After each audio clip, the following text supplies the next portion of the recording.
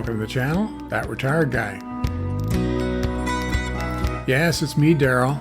No, not Santa. I know the beard's getting a little long, but I like to grow it long at Christmas time and wear those red hats. It kind of gets me into the Christmas spirit.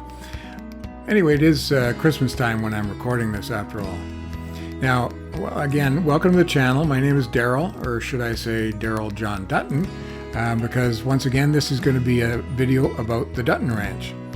Now, as you know from earlier videos, we've been busy building the Dutton Ranch up here in the frozen Canadian North. And no, we don't have reindeer up here in Ottawa. In this video, I'll be taking you along as the Dutton Saga unfolds. Now, it's been quite the journey, and as you'll see, we're learning lots of lessons. Now, today, it's all about our experience designing the ranch and how we're navigating that weird and wacky world of architecture. And as a bonus, you'll get to see how we wind our way through that big giant web of the Canadian bureaucracy here. So if you're thinking about building your own homestead or Dutton Ranch in the country, you've come to the right place. So grab your pencils and tape measures and let's get going. Okay, so as you can imagine, building a ranch from scratch, it's no easy task, and architectural design is probably one of the most complicated parts of it. Now, we've all got our big dreams and visions, and the key is how do you get that down onto paper in a form that could actually be built. Now, when rubber hits the road, or in this case, when the pencil hits the paper, there are some real-world limitations out there. I don't know, like science or physics or things like building codes, or even how much this design is actually going to cost.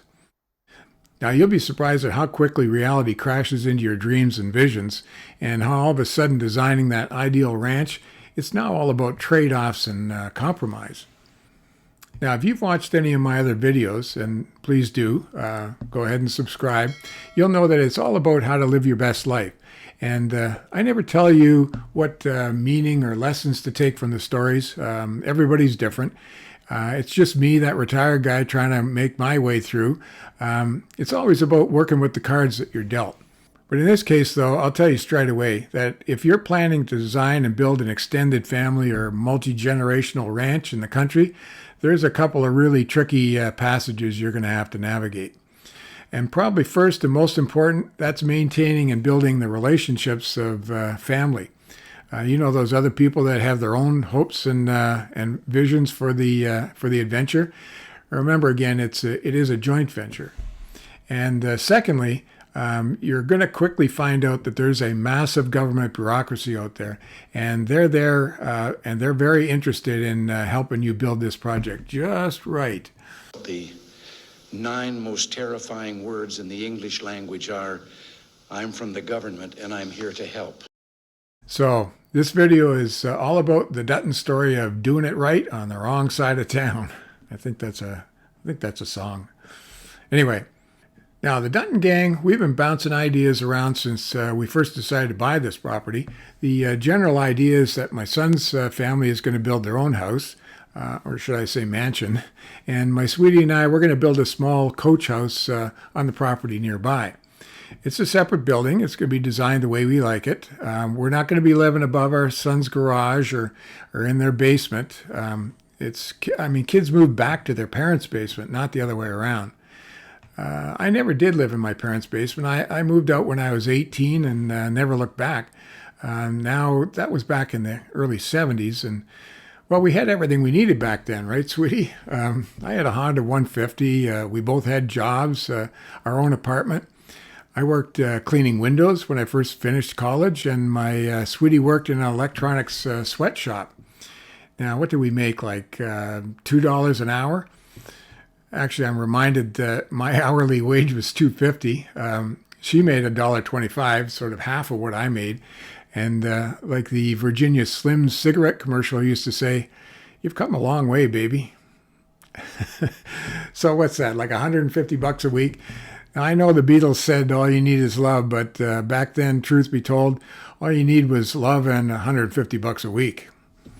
Now that I think about it, that apartment we rented, that was actually somebody's basement. At least it wasn't our parents' basement.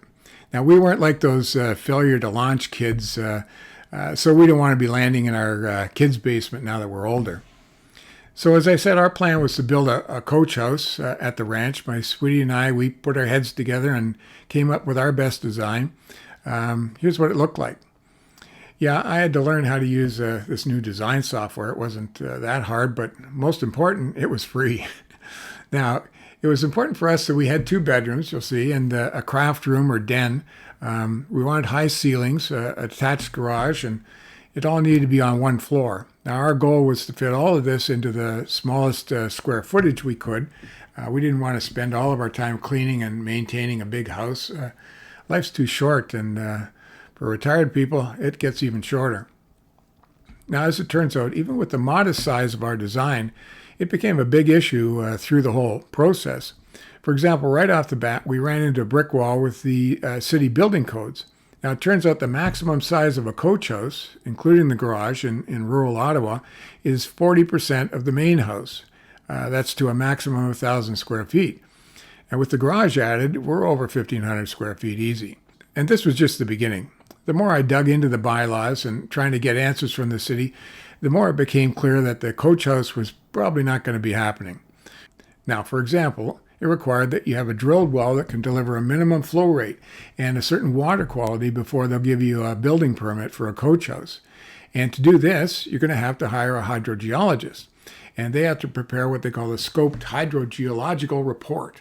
Now, I talked to one of these guys, and he said that given his experience with the subsurface geology where our property is located, we may actually have trouble meeting the water requirements. So he told us it was going to cost us 10 grand to have the study done, and that didn't even cover the cost of actually drilling the well. Add another 10 grand for that. So, I went ahead and I did my own research, and I found that there was a study done, a hydrogeological study done on a property nearby. Now, at this property, there were actually questions about the flow rate. And I also noticed that the water quality exceeded the limits the city had set for organic carbon and sodium. Salt, that is. So now I'm thinking, if we spend 20 grand on hydrogeological reports and drilling, and we do that and we find out we can't even get approved for the coach house, that's not so good. Now, while I was reading all these building codes, by the way, that's not a fun pastime, it turns out that none of this is required if you just build a house, even if you end up with low water quality on the property. I guess they just assume that you're going to put in treatment systems or something like that. Now, why they can't do that for a coach house, I have no idea. Anyway, so that was the straw that broke the coach house back. We decided to, instead, we're just going to attach our coach house to the main building and call it one building. And building codes, of course, have a name for that. They call it a secondary dwelling unit. Now, there are a whole different set of rules for a secondary dwelling unit. But no, we're not moving into our son's basement. It's not a loft above the garage. We're just going to attach the coach house right to the side of our son's house. So like the Ewings in the TV series Dallas, my sweetie and I will be living in the west wing of the South Fork Ranch. Just like Jock Ewing and Miss Ellie. That kind of dates us, eh? What is that, about 70s or 80s that show was made? Anyway, come to think of it, why do I keep talking about my life in terms of Hollywood stories? That's just weird. Can't be healthy. Okay, so this isn't about Dallas or the Ewings. Clearly, we're still talking about Yellowstone. The Dutton Ranch. So now, as a Dutton family, we're going to have to put our heads together and design a ranch that meets everybody's needs. Believe me, that's not an easy task. Also, don't forget that the city and all those government agencies, they're still there to help us build it right. We may have avoided all those coach house rules, but there's a whole new set of rules for SDU, or secondary dwelling unit. Now, one of those rules, again, involves the relative size of the SDU in relation to the main house. There's no maximum size anymore, like with the coach house. But if we plan to add our design to the main house, it means that my son's going to have to build an even bigger house. So this becomes, of course, a new topic of debate. Let's just say we had lots of family meetings and, do you really need this, or what about that, or can't you make it smaller or bigger? And Now that we're building just one structure, of course, the cost of the whole thing becomes a big issue as well. I mean, there's cost decisions about ceiling heights and shared garages, heating and ventilation, even whether or not we're going to get a pool. Diplomacy became the key. Now, I remember the last time we had family meetings with my boys. They were teenagers, and you probably remember having those family sit-downs. How did they go for you? For us, it was pretty rocky. Family meetings, they became scary words. Thankfully, this time around, we actually were able to come up with some good solutions and a design that was going to work for everybody. Yeah, we had decided then that we needed an architect. And we had good drawings. They were to scale, and they covered everything that we wanted. But we needed to be able to turn those into professional plans that we could submit to the city to get a building permit. Now, this is not my first rodeo, and my sweetie and I, we designed and built a house many years ago. We actually hired a draftsman to turn our drawings into blueprints at the time, and so that we could submit them to the city for a building permit. Now, that was 20 years ago, and I don't remember all the bureaucracy back then that we're dealing with now. So it was a smart move when we decided to get this architect. She became a partner in the project, and she was able to help us navigate all these government roadblocks. We chose an architect after getting a bunch of quotes. The prices, they were all over the place, and in the end, we picked one with a low price, and had a good reputation. We probably should have been asking questions about why those quotes were so different. They were all over the place, and some of them were really high. But I'll come back to that another time. In our first meeting with the architect, the Duttons presented our design sketch and explained all the important elements. She promised to get back to us in a week or two with the first draft rendering. Well, that first draft was quite a surprise. It looked nothing like what we gave her. It was a mansion. It was a Hollywood palace, a design for movie stars or millionaires. When we challenged her on this, she explained that this was just her way of presenting some options for us to consider. We had to remind her that we're not millionaire rock stars. Well, at least not yet. Now, it actually took us about 3 revisions or drafts before the design started to look anything like the sketch we had given her. And now, by then, I'm starting to feel bad for her. She's watching her architectural award for innovative design. It's evaporating. We're getting her to work on this very pedestrian design. Now, she won't be getting into the Architectural Hall of Fame with this one, that's for sure. Now, I do hope she knows that in the end, the Dutton family, we really like what she did for us. Now, here's a draft. We take a look. Now, what you may notice in this design is the house has grown to well over 6,000 square feet. It turns out this is pretty significant in more ways than just the escalating costs of construction. As we're getting close to a final design, a strange thing happened. We lost contact with our architect, and after an unusual couple of weeks of radio silence, we finally got a request for a conference call. It seems she had something important to tell us. Now, we're about to learn why there was such a big difference in the quoted prices that we got for hiring an architect. You see, unknown to us, and probably many of you out there, there's a difference between an architect and what's technically called an architectural technologist. The architect can sign what's called Part 4 building permit submissions. That is for large houses and commercial buildings, while a technologist can only sign for Part 3 or residential buildings. It seems that our modest house design, it's grown up to be a Part 4 mansion. And according to those who make such rules, this now exceeds her signing authority. So as it turns out, you do only get what you pay for. She tells us now that we have to go out and hire an architect. Now, this person will need to go over her designs and sign off. Of course, it's not that simple. Any architect worth their salt is not going to want to work with someone else's design. Basically, we'll be starting over. And to understand why this is such a big deal, let's take a look at the quotes we got for architectural design. You see, architects are quoting between $275 and $375 a square foot. The best I could get on a local architectural firm was $325. If you figure in the design at 6,000 square feet, you're talking about $20,000.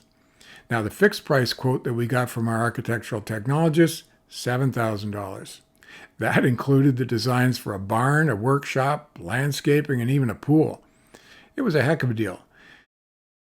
That is, only if we could have kept the design under, I think, about 3,500 square feet. So apparently by attaching this coach house to the main building, we entered the world of Part 4 architecture.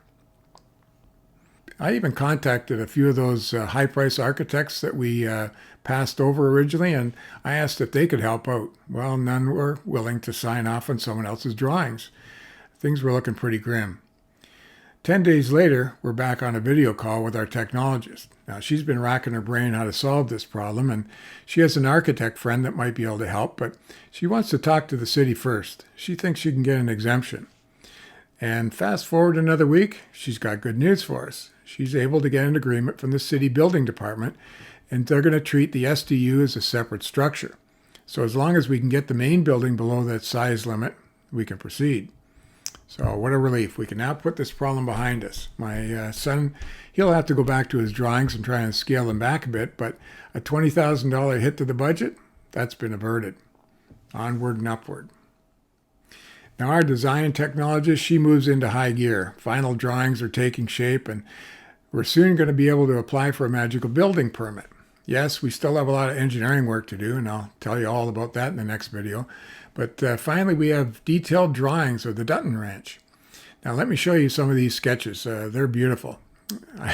I feel like a proud grandpa after our designer midwife has helped bring this new member of the Dutton family into the world.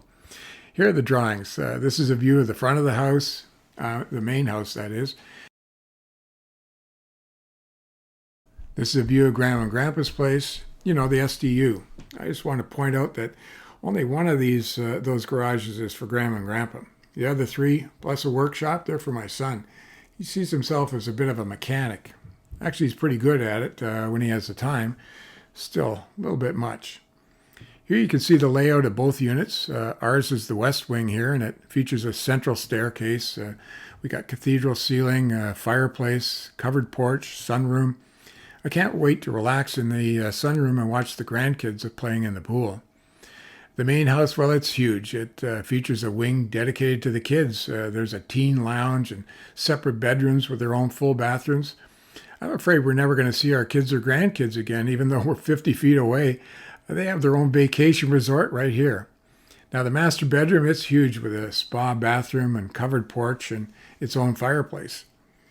I especially like these 3D renders. They give a realistic view of what it's going to look like. Again, here's the front of the house. The main house, yeah, 11-foot ceilings in the basement. I mean, who am I to argue? And here's a view of the SDU. The back courtyard is a great focal point joining both units. And here's the pool. See what I mean about a vacation resort? So after many months and having avoided our own design disaster, we finally have a set of plans for the Dutton Ranch, and everybody loves them. I mean, they're gorgeous. How much is it going to cost? How we're going to get it built in the middle of a pandemic? Well, that's another story. So please subscribe to the channel and hit that notification bell so you don't miss the next video. I mean, I'll be talking about the engineering work that we needed to get our building permit, and I'll tell you all about the experience trying to line up contractors to actually build this ranch. It's a real adventure. Or as my mom used to say, it's another grand adventure. So until next time, live your best life.